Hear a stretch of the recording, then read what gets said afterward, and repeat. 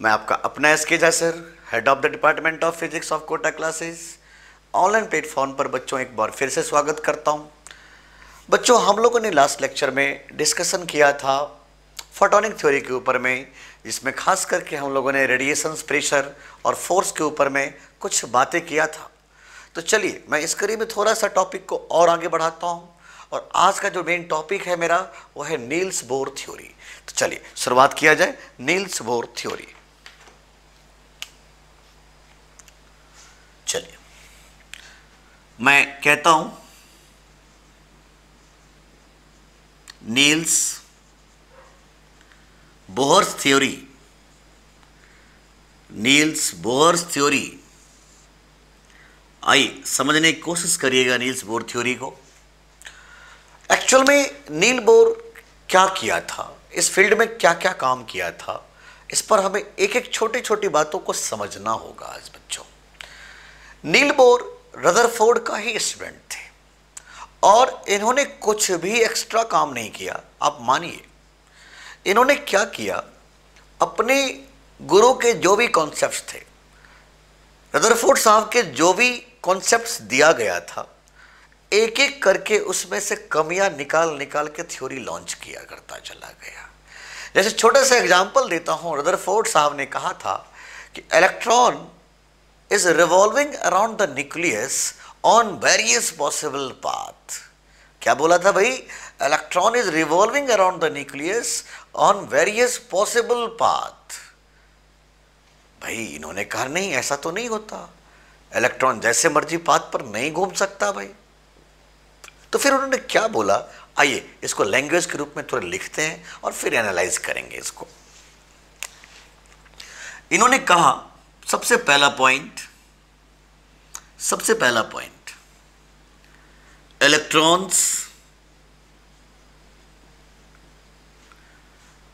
electrons is revolving around the nucleus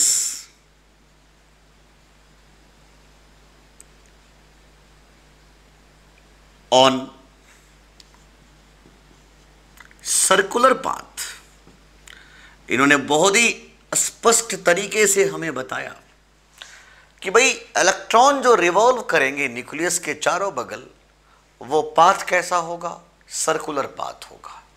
electron revolving around the nucleus on circular path means, मान लीजिए यही मेरा nucleus है और बच्चों मैं कुछ इस प्रकार आपसे बात करूंगा कि इस न्यूक्लियस के चारों बगल ये इलेक्ट्रॉन रिवॉल्व कर रहे होंगे, ये इलेक्ट्रॉन रिवॉल्व कर रहे होंगे, और जो पाथ है वो सर्कुलर पाथ है। जो पाथ है वो सर्कुलर पाथ है। तो इसके हिसाब से क्या बोला गया था, आपको समझ में आया कि electron revolving around the nucleus on circular path. इनके हिसाब से बहुत ही फिक्स था कि इलेक्ट्रॉन जैसे मर्जी पाथ पर नहीं घूम सकता। इलेक्ट्रॉन रिवॉल्व करेगा तो सर्कुलर पाथ पर ही रिवॉल्व करेगा। इनके सेकंड लॉ क्या था, जरा समझने की कोशिश करिएगा। मैं यहां लिख रहा हूं कि when electron revolving around the nucleus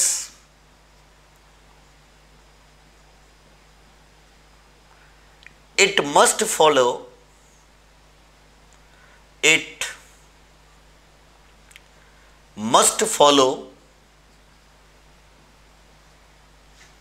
Newton's law of motion।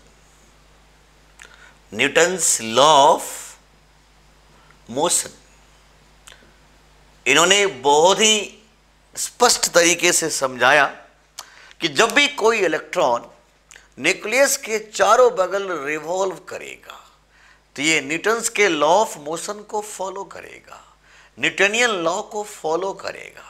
आइए जरा समझने की कोशिश करते हैं कि इसने न्यूटनियन लॉ को कैसे फॉलो किया, इसने न्यूटनियन लॉ को कैसे बच्चों फॉलो किया। तो देखिए, इसके लिए हमें कुछ ऐसे सोचना होगा कि आप जैसे कि जानते हो कि कोई भी इलेक्ट्रॉन अगर इस सर्कुलर पाथ पर रिवॉल्व करेगा तो जो उसकी वेलोसिटी होती है वो अलोंग द टेंजेंट होती है बच्चों।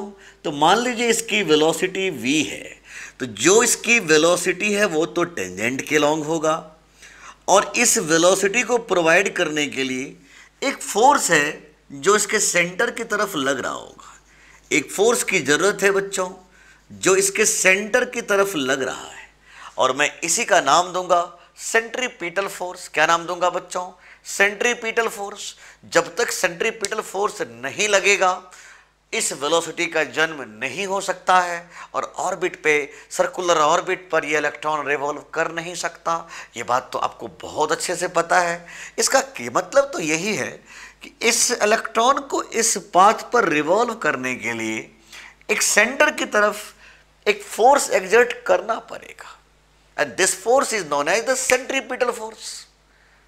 अब यहां पर मुद्दा उठता है कि सेंट्रीपिटल फोर्स कौन सा फोर्स है भाई? तो जरा समझिएगा, इन दोनों के बीच में एक इलेक्ट्रोस्टैटिक फोर्स लगा है।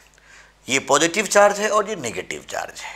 इन दोनों के बीच में इलेक्ट्रोस्टैटिक फोर्स लगा है, और this electrostatic force is known as the centripetal force. तो यहां पर इलेक्ट्रोस्टैटिक फोर्स का वैल्यू मैं कहूंगा कि यही इलेक्ट्रोस्टैटिक फोर्स सेंट्रीपिटल फोर्स की तरह काम करेगा, और वो किसके बराबर होगा बच्चों? तो आपका जवाब होगा mv²/r, where r is the radius of this circular orbit, r is the radius of this circular orbit।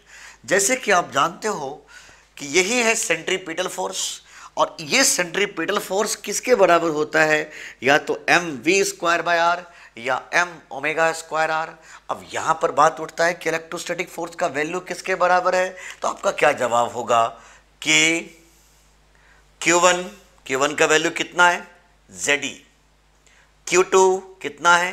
E by r² must be equal to mv²/r। तो न्यूटन के लॉ को देखिए किस प्रकार फॉलो किया था, और इस हिसाब से मैं बिल्कुल कहूंगा कि जब भी कोई इलेक्ट्रॉन न्यूक्लियस के चारों बगल रिवॉल्व करेगा बच्चों, तो मैं कहूंगा कि इस चीज को फॉलो करना चाहिए। kZe² must be equal to mv²/r।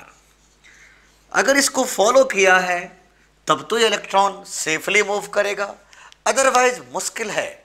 अगर मान लीजिए कि ये फोर्स बड़ा हो जाए, और mv²/r किधर लग रहा था बच्चों? इस तरफ लग रहा था mv²/r, and this is the electrostatic force. तो मैं कहता हूं अगर ये फोर्स बड़ा हो जाएगा तो ये इलेक्ट्रॉन न्यूक्लियस के ऊपर में फॉल करने की कोशिश करेगा, जो कि संभव नहीं है बच्चों। अगर ये फोर्स बड़ा हो जाएगा तो ये इलेक्ट्रॉन यहां ना छोड़ के यहां पहुंच जाएगा, जो कि ये भी बात संभव नहीं है।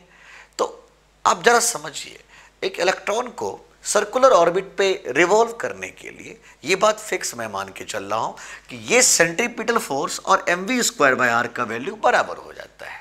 जैसे कि हम लोग सर्कुलर मोशन में बहुत अच्छे से पढ़े हुए थे इस बात को कि सेंट्रीपिटल फोर्स और mv²/r अगर बराबर है तो कोई भी बॉडी, कोई भी पार्टिकल सर्कुलर ऑर्बिट पे अच्छे से रिवॉल्व करता रहेगा। क्या मेरी बात समझ में सबको आ रहा है बच्चों? पक्का आ रहा है समझ में? तो यही से हमने क्या सोचा, एक बार मैं क्विकली इसको रिवाइज करवा देता हूं।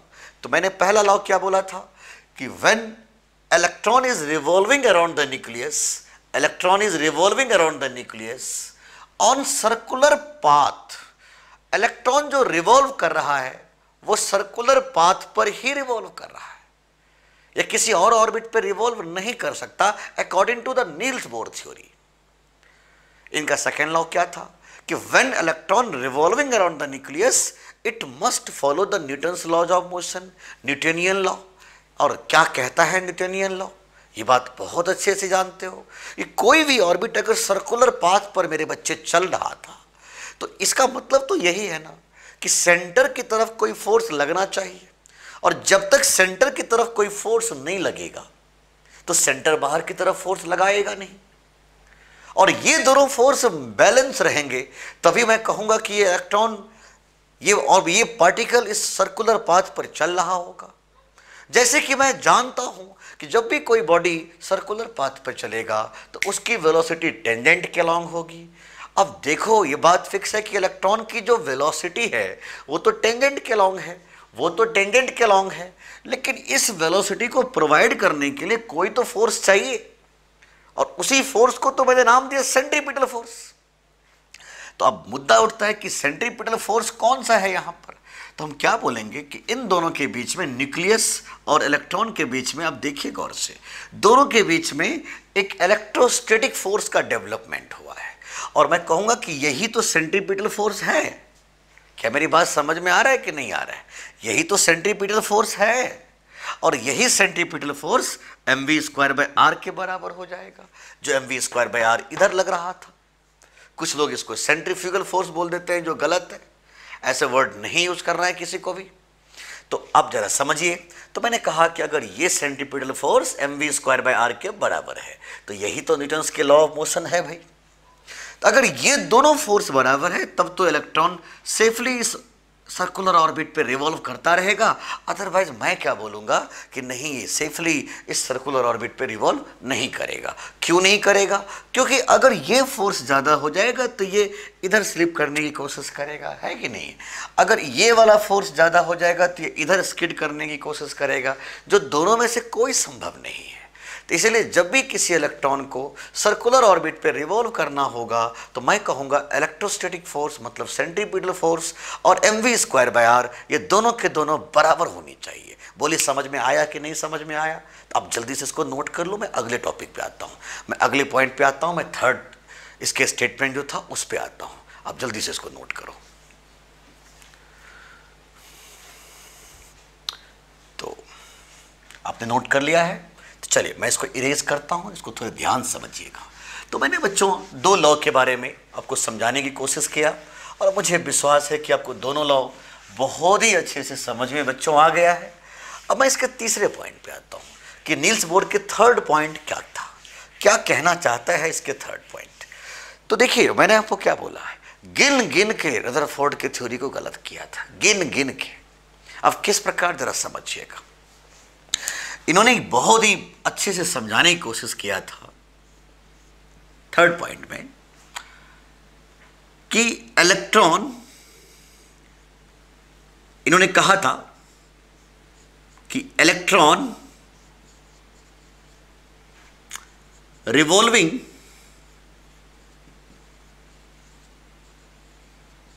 Around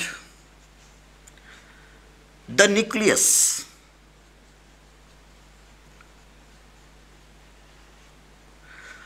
on selected circular path,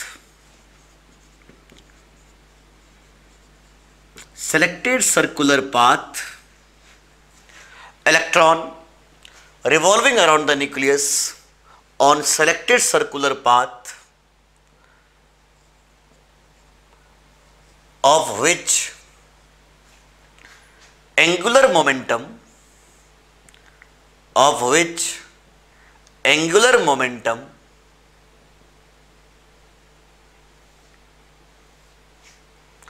is an integral multiple of h/2π। तो इन्होंने क्या बोलने की कोशिश किया कि इलेक्ट्रॉन हर ऑर्बिट पर रिवॉल्व नहीं करेगा। देखो ये बात सच है कि इलेक्ट्रॉन रिवॉल्व कर रहा है सर्कुलर ऑर्बिट पे, लेकिन इन्होंने बहुत ही अच्छे से समझाने की कोशिश किया कि इलेक्ट्रॉन हर सर्कुलर ऑर्बिट पे भी रिवॉल्व नहीं करेगा। इलेक्ट्रॉन कुछ ही सेलेक्टेड पाथ पर रिवॉल्व करेगा, और जिस पाथ पर भी वो रिवॉल्व करेगा उस पाथ का एंगुलर मोमेंटम h/2π के मल्टीपल इंटीजर में होनी चाहिए। क्या मेरी बात समझ में आ रहा है आपको? चलिए, तो जैसे मान लीजिए, थोड़ा ध्यान समझने की कोशिश करिएगा कि ये न्यूक्लियस है और मैं कुछ ऑर्बिट्स दिखाने जा रहा हूं। आप इसको समझने की कोशिश करना। कुछ ऑर्बिट्स बना बना के दिखाता हूं। इन्होंने क्या बोला, इलेक्ट्रॉन हर जगह नहीं मिलने वाले हैं, इलेक्ट्रॉन हर जगह नहीं मिलेंगे, इलेक्ट्रॉन उसी ऑर्बिट पर मिलेंगे मुझे, इलेक्ट्रॉन उसी जगह पे मुझे मिलेंगे जहां का एंगुलर मोमेंटम, जहां का एंगुलर मोमेंटम h/2 के मल्टीपल इंटीजर होना चाहिए। मीन्स एंगुलर मोमेंटम का वैल्यू nh/2 के बराबर होना चाहिए, जहां पर n का value 1 2 3 4 dot dot dot dot. n कभी जीरो नहीं हो सकता, n कभी फ्रैक्शन नहीं हो सकता। Always kept in mind, n का value 1 2 3 4 5 6 dot dot dot dot. जैसे कि आप जानते हो कि एंगुलर मोमेंटम को हम लोग लिखते हैं mass into velocity into radius, mass into velocity into radius, और इसी को मैं कहता हूं एंगुलर मोमेंटम। जैसे मान लीजिए एक इलेक्ट्रॉन, ध्यान से समझिएगा आपको समझ में आ जाएगा। मान लीजिए एक इलेक्ट्रॉन, बच्चों थोड़ी स्थिरता से समझिएगा, एक इलेक्ट्रॉन इस ऑर्बिट पे मुझे घूमते हुए दिखाई दिया, और मान लीजिए इसकी वेलोसिटी v है, इसकी वेलोसिटी v है, और यहां से लेके यहां तक का डिस्टेंस को हमने नाम दिया r, और इसका मास m है। तो बताइएगा इसका एंगुलर मोमेंटम इस पॉइंट के क्रॉस क्या होगा। ऑब्जर्वर यहां बैठ के सोच रहा होगा, तो कहोगे मोमेंटम गुना परपेंडिकुलर डिस्टेंस मीन्स mvr। तो मास क्या है m, v क्या है v, r क्या है r। तो मैं कहूंगा यही इसका एंगुलर मोमेंटम हो जाएगा। और एंगुलर मोमेंटम को क्या मैंने डिफाइन किया, mvr मीन्स मास, वेलोसिटी और रेडियस का जो प्रोडक्ट होगा उसी को मैं एंगुलर मोमेंटम का नाम देता हूं यहां पर अबाउट दिस एक्सिस। तो मैं कहता हूं कि एंगुलर मोमेंटम का वैल्यू अगर nh/2 के बराबर होगा तो मैं कहूंगा उस ऑर्बिट पर इलेक्ट्रॉन रिवॉल्व कर सकता है। अगर जिस ऑर्बिट पे एंगुलर मोमेंटम का वैल्यू, जिस ऑर्बिट पर एंगुलर मोमेंटम का वैल्यू इलेक्ट्रॉन का nh/2 के मल्टीपल इंटीजर नहीं होगा, h/2 के मल्टीपल इंटीजर नहीं होगा, तो मैं क्या बोलूंगा कि उस ऑर्बिट पर इलेक्ट्रॉन नहीं मिल सकते। क्या मेरी बात समझ में आ रहा है? जैसे मैं कहता हूं m गुना v गुना r। मान लीजिए इलेक्ट्रॉन इस ऑर्बिट पे थे और मैंने इसका नाम रख दिया n = 1, तो मैं क्या बोलूंगा mvr = 1 गुना h/2 पाई।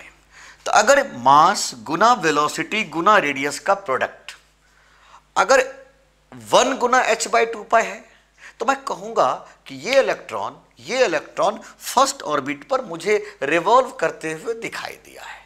क्या मेरी बात समझ में आ रहा है आपको?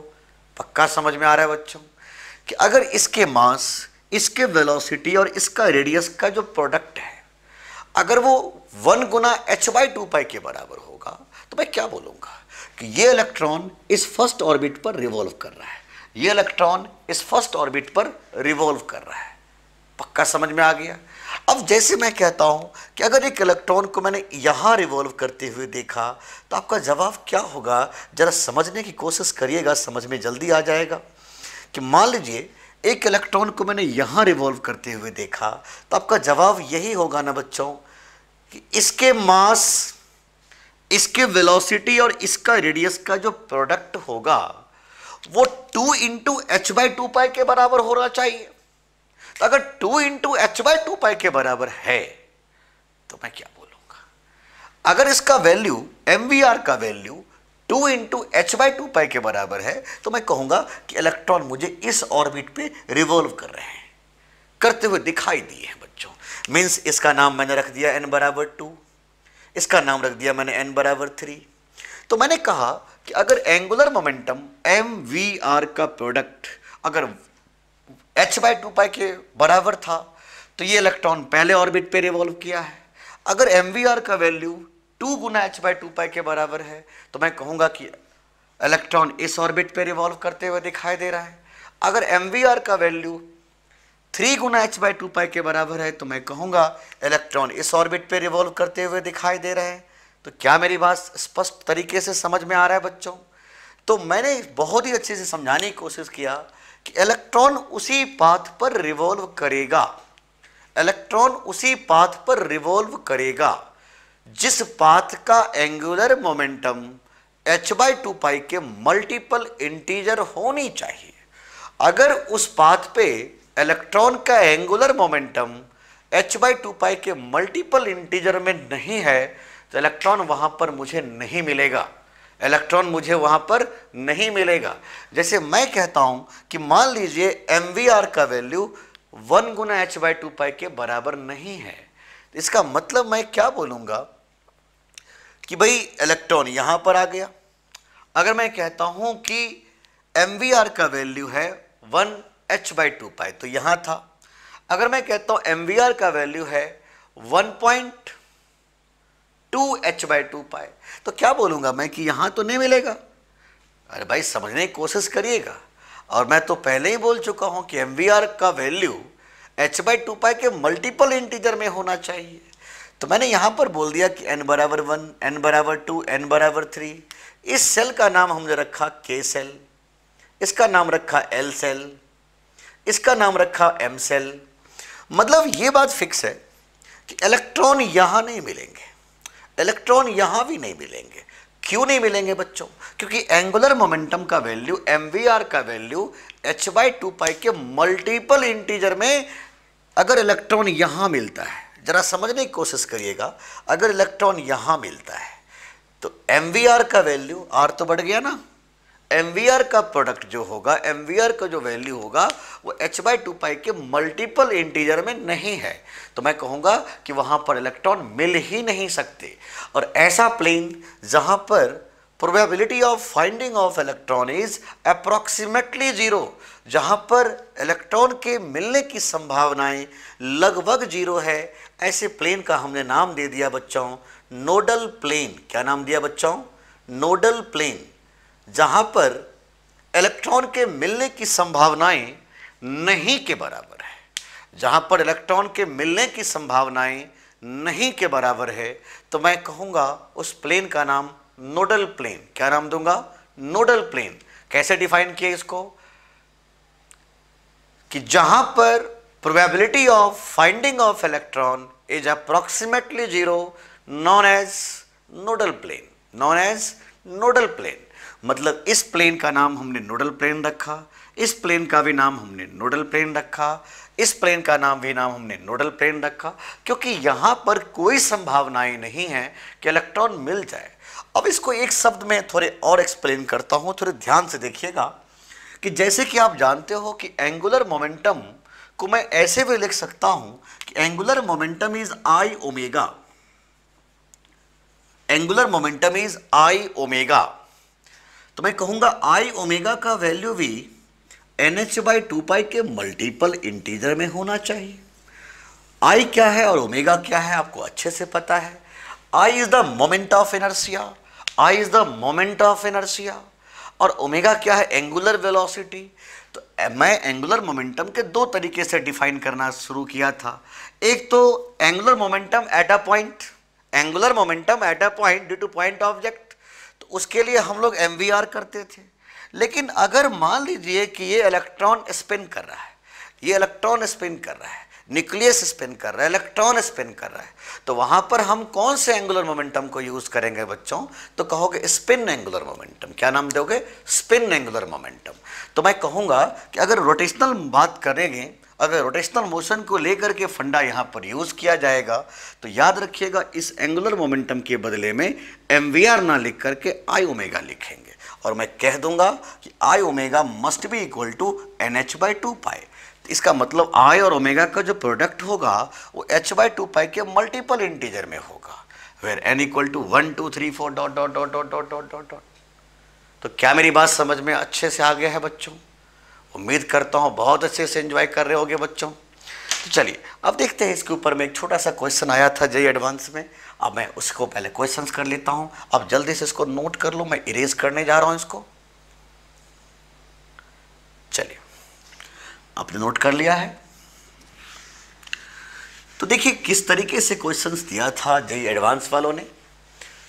बहुत ही बेसिक आइडिया पे, बेसिक लेवल पे क्वेश्चंस पूछा जाता है बच्चों। और हम लोगों में दिक्कत क्या है कि हम बेसिक फंडामेंटल्स को ध्यान नहीं देते हैं, और बेसिक फंडामेंटल को ध्यान नहीं देने के पीछे इसी की वजह से हमारा कॉन्सेप्ट बहुत अच्छा नहीं हो पाता है। मैं हमेशा कहता हूं कि बेसिक फंडामेंटल को ध्यान दो, कभी दिक्कत नहीं होगा। जैसे देखिए जेईई वालों ने क्या पूछा था कि मान लीजिए एक न्यूक्लियस है, इसका चार्ज चलिए मैं दे देता हूं Ze, ठीक है, क्या था Ze, लेट अस अज्यूम, और एक इलेक्ट्रॉन nth ऑर्बिट पे रिवॉल्व कर रहा है। एक इलेक्ट्रॉन nth ऑर्बिट पे रिवॉल्व कर रहा है। तो मुझे बोला गया कि इफ, और इसकी जो एंगुलर वेलोसिटी है वो ओमेगा है, इसकी जो एंगुलर वेलोसिटी है वो ओमेगा है। तो बोला गया कि if Niels Bohr theory is correct then find rotational kinetic energy. तो हमसे पूछा जा रहा है बच्चों कि इसकी रोटेशनल काइनेटिक एनर्जी कितनी होने वाली है। तो आप क्या जानते हो रोटेशनल काइनेटिक एनर्जी के बारे में? दो तरीके के काइनेटिक एनर्जी थे बच्चों, एक तो ट्रांसलेशनल काइनेटिक एनर्जी और दूसरा rotational kinetic energy. Translational kinetic energy किसके बराबर होता था? Half mv²। Rotational kinetic energy किसके बराबर होगा? Half i omega square. तो आइए हम बात कर लेते हैं। रोटेशनल काइनेटिक एनर्जी का वैल्यू होता है half i omega square. IIT वालों ने बहुत ही स्पष्ट तरीके से बोला कि नील्स बोर थ्योरी अगर सही है, तो अगर नील्स बोर का थ्योरी सही है, तो अगर ये इलेक्ट्रॉन nth ऑर्बिट पर रिवॉल्व कर रहा है विद एंगुलर वेलोसिटी ओमेगा, तो उस हालात में मैं जरूर कहूंगा कि आई ओमेगा का वैल्यू NH/2π के बराबर होना चाहिए। क्योंकि अगर ये सेटिस्फाई किया है तभी नील्स बोर थ्योरी का सेटिस्फैक्शन होगा भाई। अगर ये नहीं सेटिस्फाई किया तो मैं बात ही खत्म कर दूंगा यहीं पर। तो मैं एक छोटा सा काम कर लेता हूं, यहां से ओमेगा का वैल्यू निकाल के यहां पुट कर देता हूं।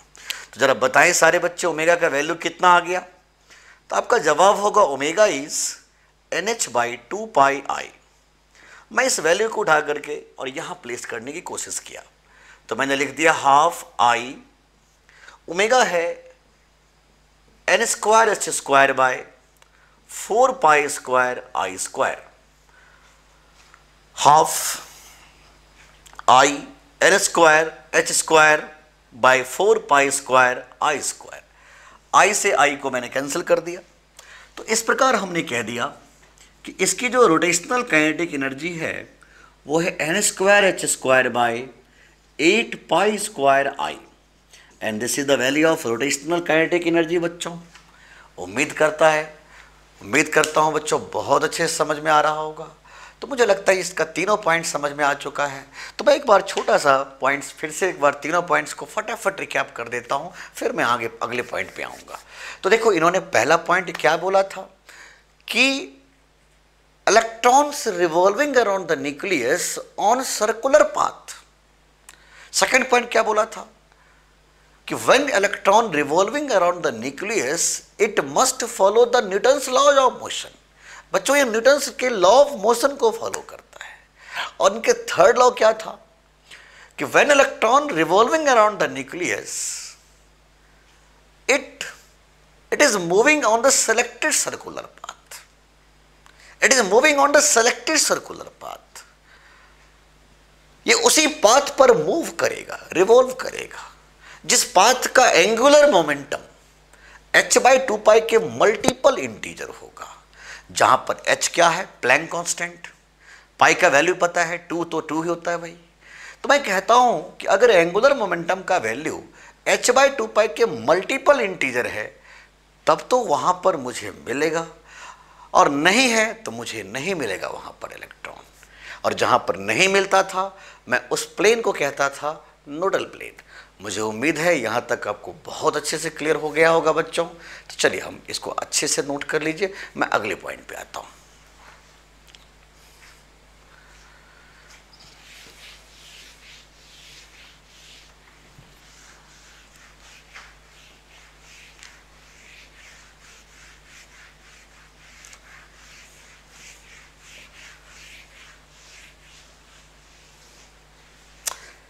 चलिए हम इसके चौथे पॉइंट पे आके बात करें।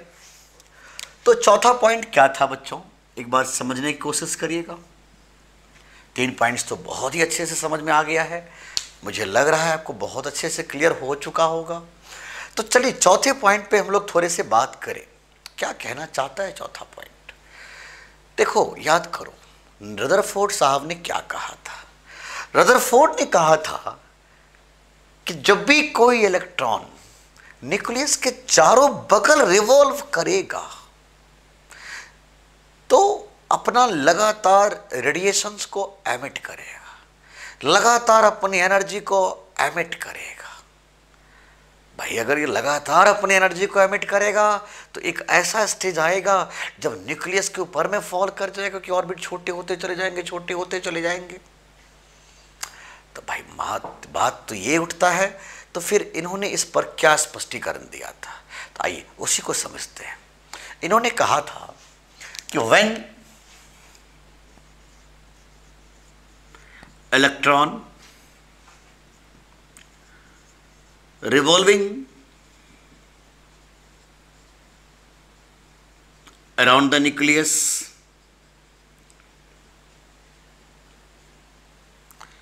when electron revolving around the nucleus, it neither loses energy nor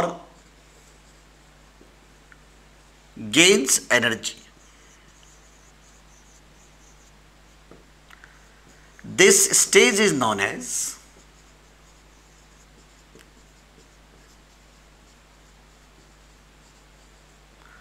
ground stage,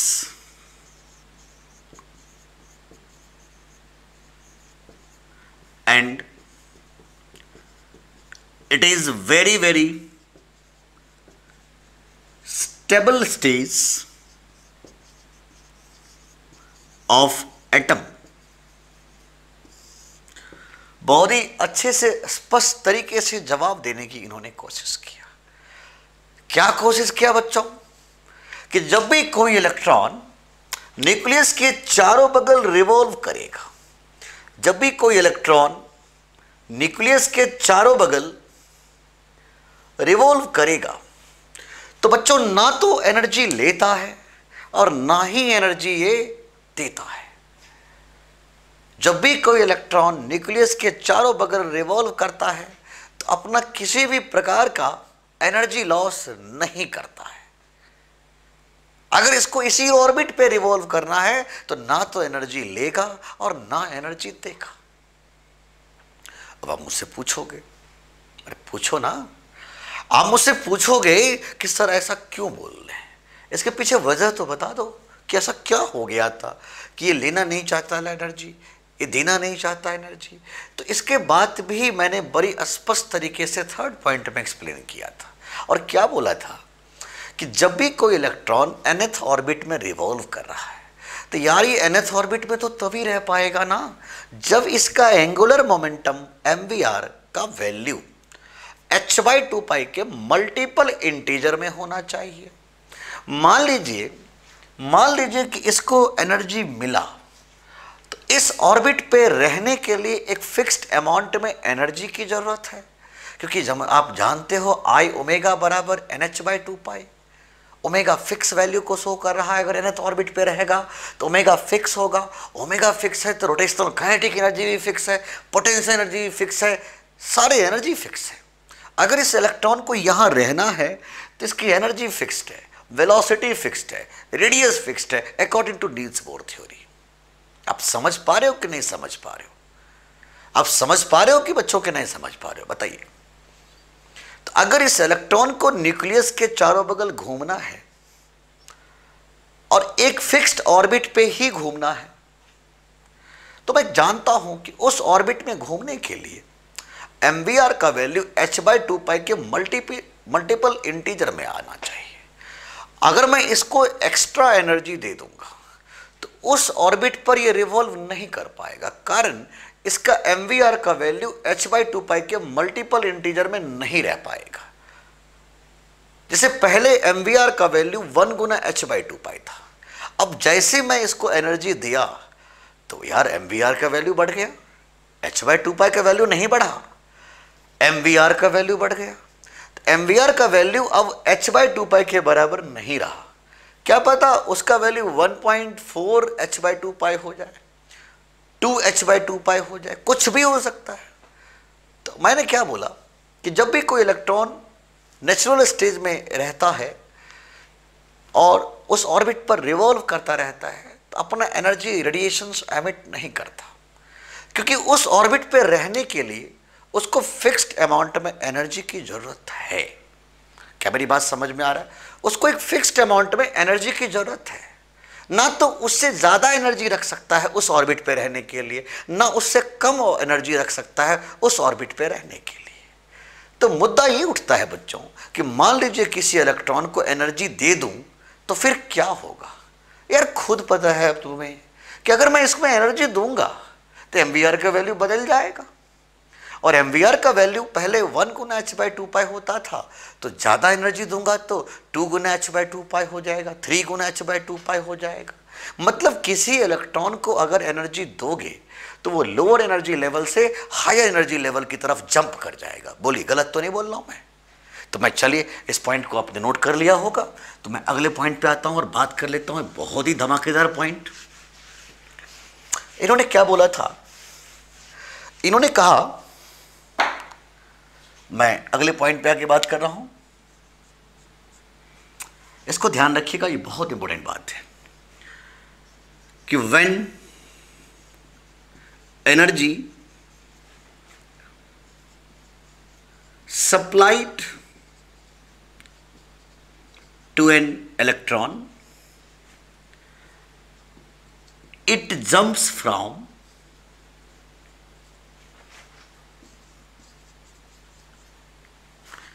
lower energy level to higher energy level.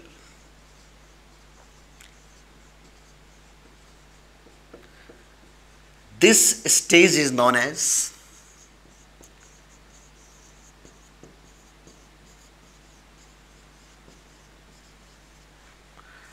excited stage.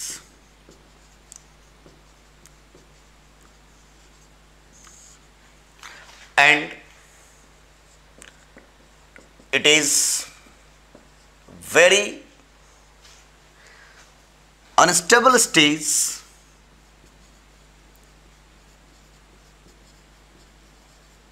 of atom.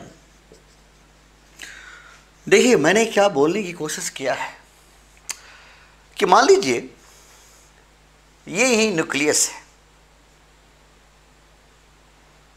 ये पहला ऑर्बिट, ये दूसरा ऑर्बिट और ये तीसरा ऑर्बिट, ये चौथा ऑर्बिट, ऐसा कुछ है।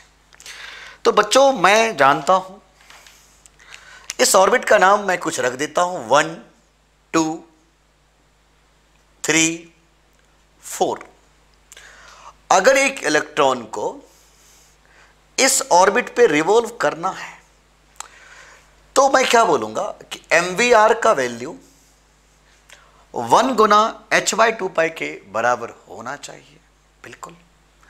अगर एक इलेक्ट्रॉन को इस ऑर्बिट पे रिवॉल्व करना होगा तो इस पाथ पे एंगुलर मोमेंटम का वैल्यू 2 गुना h/2π के बराबर होना चाहिए।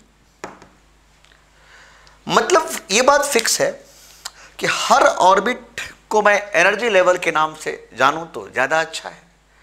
और हर ऑर्बिट का एक फिक्स्ड एनर्जी है जिसका नाम एनर्जी लेवल दिया गया। एक फिक्स्ड एनर्जी पे ही ये रिवॉल्व करता रहेगा, तभी तो मैं कहूंगा कि MVR कांस्टेंट है। अब जरा समझिए मैंने क्या किया। एक इलेक्ट्रॉन कितने अच्छे से इस ऑर्बिट पे रिवॉल्व कर रहा है जिस ऑर्बिट का एनर्जी है En1, और मैंने इसको बाहर से कुछ फोटॉन दे दिया। मैंने बाहर से कुछ फोटॉन दे दिया। This is photon. What is photon? Photon is the packets of energy, bundle of energy. मान लीजिए इस फोटॉन का फ्रीक्वेंसी है f। कितना फ्रीक्वेंसी है बच्चों? f। अब देखिए कि जैसे ही आप समझने की कोशिश करिएगा कि इसके पास फिक्स्ड एनर्जी है, यहां अगर इलेक्ट्रॉन रिवॉल्व करेगा तो यहां भी फिक्स्ड एनर्जी है, यहां रिवॉल्व करेगा तो यहां भी फिक्स्ड एनर्जी है। अब मैं जैसे ही इसमें एनर्जी सप्लाई करूंगा, मैं जैसे ही इसमें एनर्जी सप्लाई करूंगा, मतलब मैं इसमें फोटॉन दे रहा हूं। तो जैसे ही मैं इसमें फोटॉन दूंगा तो बच्चों सोचिए क्या होने वाला है। इस फोटॉन को असीव करते ही इसके पास जो एनर्जी था वो बढ़ गया, और एनर्जी अगर बढ़ा तो क्या बढ़ गया? MVR का वैल्यू बढ़ गया। और अगर MVR का वैल्यू बढ़ गया तो मैं क्या बोलूंगा कि पहले इलेक्ट्रॉन इस ऑर्बिट पे था, अब ये जंप करके आगे जाएगा, तो यहां तो नहीं जा सकता। तो मान लीजिए मैंने कुछ फिक्स्ड अमाउंट में इसको एनर्जी दे दिया था, तो ये जंप करके यहां से यहां आ जाएगा। थोड़े और दे दूंगा तो ये जंप करके यहां से यहां आ जाएगा, क्योंकि एनर्जी लेते ही इसका ऑर्बिट का साइज बढ़ जाएगा। क्योंकि बात फिक्स है कि मैंने एनर्जी दिया है तो पहले MVR था, अब इसका साइज बढ़ गया तो R भी तो बढ़ा होगा बच्चों, सोच के देखो। अब R बढ़ गया तो यहां तो नहीं रह सकता, वो तो जंप करेगा लोअर एनर्जी लेवल से हायर एनर्जी लेवल की तरफ।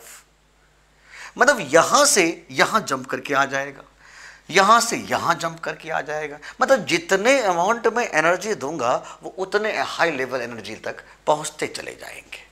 तो मैं कहूंगा कि इस लेवल से इस लेवल पे आने में कितनी एनर्जी की जरूरत होगी? तो मैंने कहा डेल्टा ई, और इस डेल्टा ई के बदले में हम क्या लिखेंगे? En2 minus En1। En2 higher energy level, मैंने इसका नाम हायर एनर्जी लेवल रखा En2 माइनस En1। और ये डेल्टा ई क्या है? इस फोटॉन की एनर्जी, जो फोटॉन इसको मिला है भाई, तो इस डेल्टा ई के बदले में क्या लिखेंगे? या तो HF बराबर मैं लिखूंगा En2 माइनस En1, या मैं इस डेल्टा ई को ऐसे भी लिख सकता हूं HC बाय लेमडा। तो अब यहां पर देखिए एक बहुत ही अच्छा रिलेशन सामने आ रहा है कि लेमडा बराबर HC divided by En2 minus En1। मतलब यह बात फिक्स है कि भाई इतने वेवलेंथ वाले फोटॉन अगर ये इलेक्ट्रॉन लेगा तो ये जंप कर जाएगा इस लेवल से इस लेवल पे। अगर मैं थोड़े से और एनर्जी बढ़ा दूं, अगर मैं इसमें थोड़ा सा और एनर्जी बढ़ा दूंगा तो ये जंप करके यहां से यहां पहुंच जाएगा। तो अगर मैं उससे ऐसे क्वेश्चन पूछे कि भाई ये बताइए कितने वेवलेंथ वाले फोटॉन ये अचीव करे, ये रिसीव करे, ताकि ये फर्स्ट ऑर्बिट से सेकेंड ऑर्बिट पे पहुंच जाए, ताकि ये पहला ऑर्बिट से तीसरे ऑर्बिट पे पहुंच जाए, तो we can easily deal by this formula. तो चलिए आप जल्दी से इसको नोट करिए, मैं आगे बढ़ता हूं, स्टार्ट करते हैं। चलिए बच्चों, तो बच्चों हमने क्या देखा कि एक लेवल से दूसरे लेवल पे जाने में इतने अमाउंट में एनर्जी चाहिए होगा। अगर मैं इतने एनर्जी इसको देता हूं तो ये लोअर एनर्जी लेवल से हायर एनर्जी लेवल की तरफ जंप कर जाएगा। क्या मेरी बात समझ में आ रहा है? मैं थोड़ा सा इसको और एक्सप्लेन करता हूं। चलिए मैं इसको थोड़ा इरेज कर दूं, पहले मैं हल्का सा इसको और एक्सप्लेन करने की कोशिश करूंगा बच्चों। और आप इसको थोड़े से एंजॉय करो। काफी इजी टॉपिक है बट बहुत ही अच्छा टॉपिक है ये। देखिए हमने क्या बोला कि मान लीजिए यही न्यूक्लियस था, ये ऑर्बिट्स दिखाया मैंने आपको। तो हमने कहा कि एक इलेक्ट्रॉन यहां पर रिवॉल्व कर रहा होगा और मैं इसको बाहर से एनर्जी देता हूं, तो ये लोअर एनर्जी लेवल से हायर एनर्जी लेवल की तरफ जंप कर जाएगा। और कितने अमाउंट में एनर्जी दे रहा होगा मैं, तो कहोगे डेल्टा ई। और ये डेल्टा ई का वैल्यू किसके बराबर होगा, तो मान लीजिए इस ऑर्बिट का एनर्जी है En1 और इस ऑर्बिट का एनर्जी है En2। ये जंप करके यहां से यहां पहुंचा, इसका मतलब जो डेल्टा ई का वैल्यू था वो था En2 माइनस En1, या आप इसको दूसरे शब्दों में ऐसे बोलो कि डेल्टा ई क्या होता है, H Guna F, H Guna F, where F is the frequency of this photon। जो फोटोन को मैंने, जो फ्रीक्वेंसी, जितने फोटोन वाले फ्रीक्वेंसी हमने दिया था, जितने फ्रीक्वेंसी का फोटोन हमने इसमें एमिट मतलब सप्लाई किया था, तो H न्यू या HF बोलो बराबर En2 माइनस En1, या इसको दूसरे शब्दों में मैंने ऐसे बोला था कि डेल्टा ई बराबर Hc by lambda. It means Hc by lambda is equal to En2 minus En1, और हमने लैम्डा का वैल्यू बोला Hc divided by En2 minus En1। अब जो बात मैं आपको समझाने जा रहा हूं उसको और ही बारीकी से समझिए, बहुत ही अच्छा लगेगा। बच्चों एक बात बताइए, अगर मैं डेल्टा ई एनर्जी वाले फोटोन, डेल्टा ई एनर्जी वाले फोटोन इसको देता हूं, इसका मतलब अगर ये इलेक्ट्रॉन डेल्टा ई एनर्जी वाले फोटोन एब्जॉर्व करेगा, अगर ये एब्जॉर्व करता है तो सोचिए ये क्या करेगा। बहुत ही सिंपल, ये लोअर एनर्जी लेवल से हायर एनर्जी लेवल पे जाएगा, क्योंकि मैंने इसको कुछ फोटोन दिया, मतलब मैंने इसको कुछ एनर्जी दे दिया। और मैं अगर इसको कुछ एनर्जी दूंगा बच्चों, तो इसकी एंगुलर मोमेंटम चेंज हो गई है, इसके ऑर्बिट का साइज बढ़ गया होगा, इसके ऑर्बिट के साइज में बदलाव आ गया था, इसकी वेलोसिटी बदल गई होगी, इसकी रेडियस बदल गई होगी, ओवरऑल इसकी एंगुलर मोमेंटम बदल गई है। तो ये इस स्टेज में क्या करेगा, लोअर एनर्जी लेवल से हायर एनर्जी लेवल पे चला जाएगा, क्योंकि ये एक्स्ट्रा एनर्जी ले करके यहां पर ये नहीं रह सकता, क्योंकि इसको इस ऑर्बिट पर रिवॉल्व करने के लिए एक फिक्स्ड अमाउंट में ही एनर्जी चाहिए, ना उससे ज्यादा और ना उससे कम, है कि नहीं। इसका मतलब तो यही है ना कि डेल्टा ई एनर्जी वाले फोटोन अगर ये एब्जॉर्व करेगा तो ये N1 लेवल से N2 लेवल पे पहुंच जाएगा। तो अगर मैं दूसरे शब्दों में ये बोलूं कि इतने ही एनर्जी वाले फोटोन अगर ये एमिट करेगा, अगर ये एमिट करेगा, मान लीजिए एक इलेक्ट्रॉन N1 से N2 पे चला जा चुका है, आप जानते हो ये एक्साइटेड लेवल पे जा चुका है भाई। अब एक बात बताइए, सोचिएगा, गौर से सोचिएगा, ये N1 से N2 पे तो चला जा चुका है, अब मान लीजिए कि इसको N2 से N1 पे आना है, तो क्या करेगा, क्या ऐसे ही आ जाएगा? नहीं, क्योंकि इतने एनर्जी ले करके यहां तो आ नहीं सकता, तो ये इतने ही अमाउंट में फोटोन को ये एमिट कर देगा, क्योंकि इसको पता है कि इसको अगर यहां से जंप करके यहां आना है, इसको यहां से जंप करके लोअर पे आना है, तो सबसे पहले अपने अंदर से जो एक्स्ट्रा एनर्जी है उसको खत्म करना पड़ेगा और उसको डिलीट करना पड़ेगा, उसको एमिट करना पड़ेगा, फोटोन के रूप में निकाल देना होगा। क्या मेरी बात समझ में आ रहा है सबको? तो मैंने कहा अगर ये इतने ही अमाउंट में एनर्जी एमिट करेगा तो ये क्या करेगा, ये हायर एनर्जी लेवल से लोअर एनर्जी लेवल पे पहुंच जाएगा।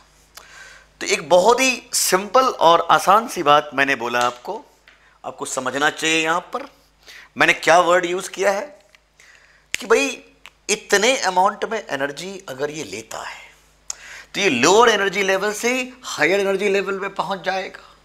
और मैं कहता हूं कि अगर ये इतने ही अमाउंट में एनर्जी वाले फोटॉन अगर ये एमिट कर देगा तो जनाब बहुत ही स्पष्ट मैंने कह दूं ना कि हायर लेवल से लोअर लेवल की तरफ आ जाएगा। तो इस बात को तो माइंड में सेट कर लीजिए कि डेल्टा ई एनर्जी वाले फोटॉन्स अगर ये एब्जॉर्व करेगा तो लोअर एनर्जी लेवल से हायर पे पहुंच जाएगा, और यहां से इसको फिर से वहीं आना है तो इतने ही अमाउंट में फोटॉन को ये एब्जॉर्व नहीं करेगा, ये एमिट करेगा, क्योंकि इसको पता है कि जब ये यहां से यहां आएगा तो इसकी एनर्जी कम है और इतनी एनर्जी लेकर के यहां रह नहीं सकता, क्योंकि एमवीआर का वैल्यू फिक्स है यहां पर 1 गुना h/2, और वो जहां से आ रहा है शायद एमवीआर का वैल्यू वो 2h/2 है। तो यहां से जब यहां आएगा तो इतनी एनर्जी लेकर के यहां रह नहीं सकता, तो सबसे पहले अपने अंदर से एनर्जी को एमिट कर देगा। मतलब डेल्टा ई एनर्जी वाले फोटॉन अगर ये एब्जॉर्व करता है तो ये लोअर से हायर पे जाएगा, और इतने एनर्जी वाले फोटॉन ये एमिट कर देगा तो हायर से लोअर की तरफ आएगा। तो चलिए इसके ऊपर में एक छोटा सा न्यूमेरिकल प्रॉब्लम कर लेते हैं ताकि आपको बहुत अच्छे से कॉन्सेप्ट्स क्लियर हो जाएगा। आइए इसको थोड़े एनालाइज करिए। इसको मैं इरेज कर रहा हूं, आप अच्छे से इसको नोट कर लो, मैं इसको इरेज करने जा रहा हूं।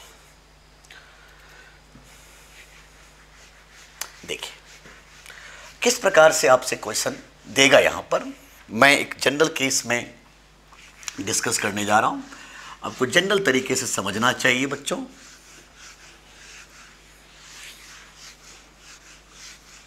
देखिए जैसे मैं एक जनरल केस उठाया, आप समझिए मैं कोई प्रॉब्लम नहीं ले रहा हूं, ये जनरल केस ले रहा हूं। मैंने कुछ एनर्जी डायग्राम को दिखाने की कोशिश किया है बच्चों। मैंने कुछ एनर्जी लेवल्स को दिखाया, ये एनर्जी लेवल्स हैं, ये एनर्जी लेवल्स हैं, ये सारे एनर्जी लेवल्स हैं।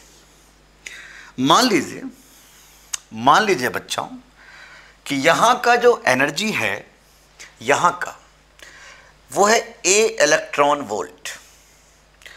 यहां का इस ऑर्बिट का, ये सारे ऑर्बिट्स हैं समझिएगा ध्यान से, इस ऑर्बिट का जो एनर्जी है वो है A इलेक्ट्रॉन वोल्ट। क्लियर? इस सेल का एनर्जी है B electron volt, C electron volt, D electron volt, F electron volt, G electron volt. Clear? अब मैं कुछ ट्रांजिशन को दिखाने जा रहा हूं, आपको थोड़े से एनालाइज करना होगा। मैंने पहला ट्रांजिशन दिखाया है बच्चों ऐसे, मैंने दूसरा ट्रांजिशन दिखाया है ऐसे, मैंने तीसरा ट्रांजिशन दिखाया है ऐसे, मैंने चौथा ट्रांजिशन दिखाया है ऐसे, मैंने पांचवा ट्रांजिशन दिखाया है ऐसे, मैंने छठे ट्रांजिशन दिखाया है ऐसे, और मैंने सातवें ट्रांजिशन दिखाया है ऐसे। मैं कुछ नंबरिंग भी कर देता हूं बच्चों ताकि आपको समझ में अच्छे से आ जाए। मैं इस ट्रांजिशन का नाम रखता हूं 1, इस ट्रांजिशन का नाम रखता हूं 2, इस ट्रांजिशन का नाम रखता हूं 3, और इस ट्रांजिशन का नाम रखता हूं 4, इस ट्रांजिशन का नाम रखता हूं 5, इसका नाम 6, इसका नाम 7। मेरा क्वेश्चन क्या है जरा उसको समझा जाए बच्चों। मेरा क्वेश्चन तो बहुत ही आसान है। मैंने कहा in which of the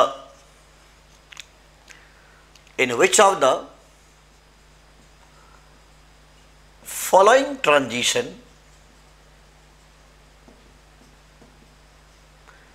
x angstrom wavelength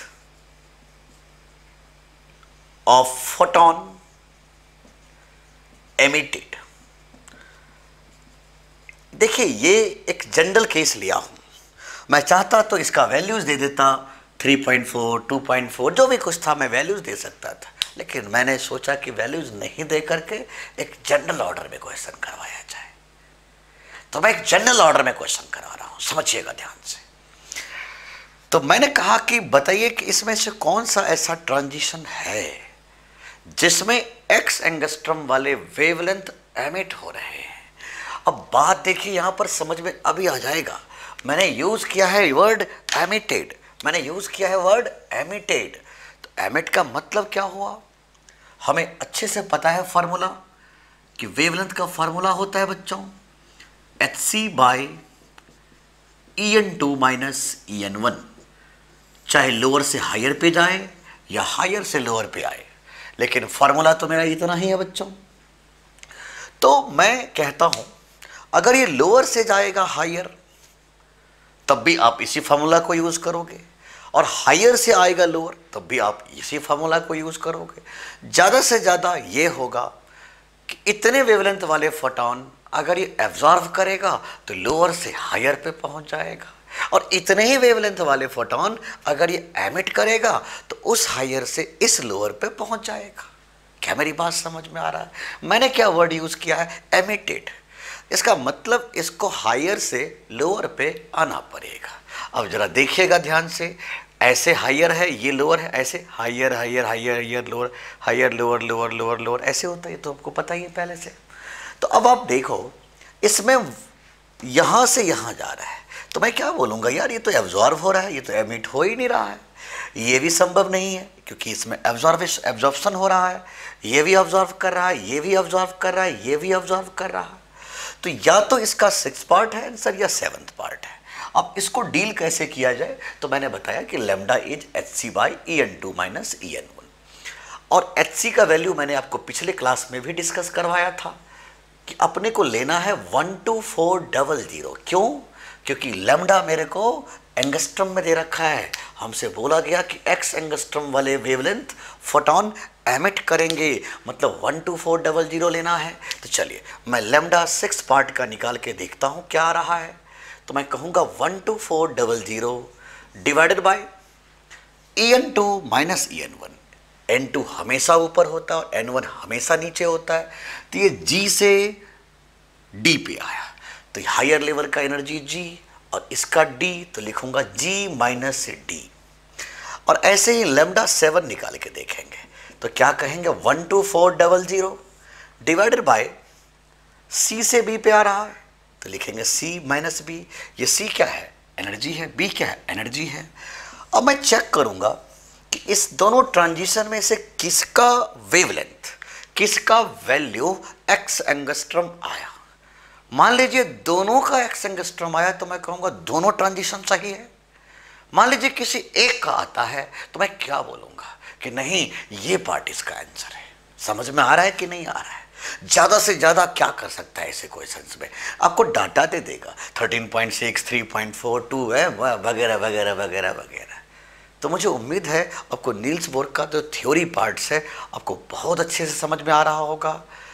अब हम थोड़ा सा जब इसको आगे बढ़ाएंगे, खास करके एप्लीकेशंस में जाएंगे जहाँ पर radius, velocity, energy, potential energy curve, total energy है ना, टोटल एनर्जी कर्व वगैरह वगैरह जब बातें होने लगेगी, hydrogen spectrum, atomic collision, recoiling speed, X-ray वगैरह वगैरह जब बातें होगी तो हमारा कॉन्फिडेंस और बढ़ जाएगा। लेकिन याद रखिएगा कि उसी बच्चे को पूरे के पूरे कॉन्सेप्ट्स क्लियर होंगे जिसको ये पूरे के पूरे फंडे याद होंगे। अगर आपको ये थ्योरी याद हो जाए तो किसी की औकात नहीं है कि एक छोटा सा क्वेश्चन आपसे ऐसे दे दे कि आपसे नहीं बने, मतलब ही नहीं बनता। तो चलिए मैं एक क्विक तरीके से क्लास को बस बाइंड करने के लिए एक बार फटाफट सारे कॉन्सेप्ट्स जो आज मैंने पढ़ाया है उसको मैं एक बार फटाफट रिकैप कर देता हूँ। तो चलिए नील्स बोर के थ्योरी के पहला पॉइंट को एक बार रिवाइज कर लीजिए, फटाफट हम रिवाइज करवा देते हैं।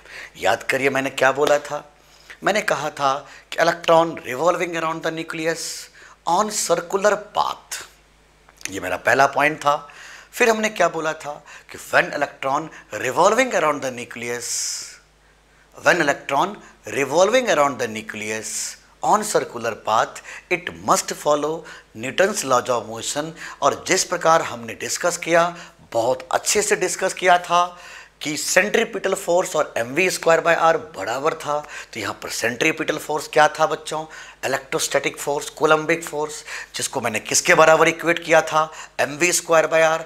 मतलब मैंने कहा था kZe²/r², kZe²/r² बराबर mv²/r।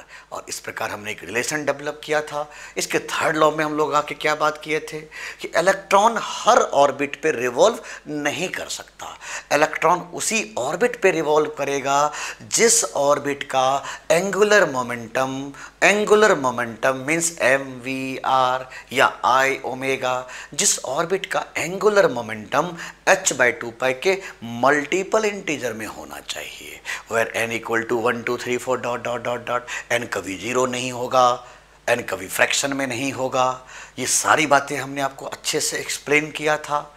फिर हमने आगे पॉइंट बताया था कि जब भी कोई इलेक्ट्रॉन इस अपने न्यूक्लियस के चारों बगल सर्कुलर ऑर्बिट में रिवॉल्व करेगा तो ना तो एनर्जी लेगा ना एनर्जी देगा। इस स्टेज को हम लोग नाम दिया था ground stage, and it is very stable stage. और ऐसा क्यों हुआ था मैंने आपको बहुत अच्छे से समझाया है अभी। और मैं लास्ट में क्या बोला था कि जब एनर्जी सप्लाई करेंगे, when energy supplied to an electron it jumps from lower energy level to higher energy level. समझ में आ रहा है बातें? क्योंकि उसके साइज बढ़ रहे हैं, ऑर्बिट के साइज। समझ में आ रही बात? और उतनी एनर्जी रख करके यहाँ रह नहीं सकता। And this stage is known as excited stage and it is very unstable stage of an atom। तो यहाँ तक सारी बातें मैंने जिक्र किया था। एक ऑर्बिट से दूसरी ऑर्बिट पे जाने में डेल्टा ई एनर्जी वाले फोटॉन की ज़रूरत थी, और डेल्टा ई क्या था? En2 - En1। इस प्रकार हमने कहा था कि डेल्टा ई बराबर Sc/λ, डेल्टा ई बराबर Sc/λ, और डेल्टा ई Sc/λ को मैंने En2 - En1 कर दिया। इस प्रकार हमने कहा कि इतने वेवलेंथ वाले फोटॉन अगर ये एब्जॉर्व करेगा तो लोअर से हायर पे जाएगा, और इतने ही वेवलेंथ वाले फोटॉन अगर ये एमिट करेगा तो हायर से लोअर पे आएगा। तो मुझे उम्मीद है यहाँ तक वो बहुत अच्छे से समझ में आ गया है। अब मैं इस टॉपिक को बहुत अच्छे से डिस्कस कराऊंगा। अगले लेक्चर में बहुत ही तूफ़ानी बातें करूंगा मैं, एटॉमिक रेडियस, एनर्जी, रेडियस वगैरह सारी बातें करेंगे। तो चलिए आज के लिए इतना ही, बाय।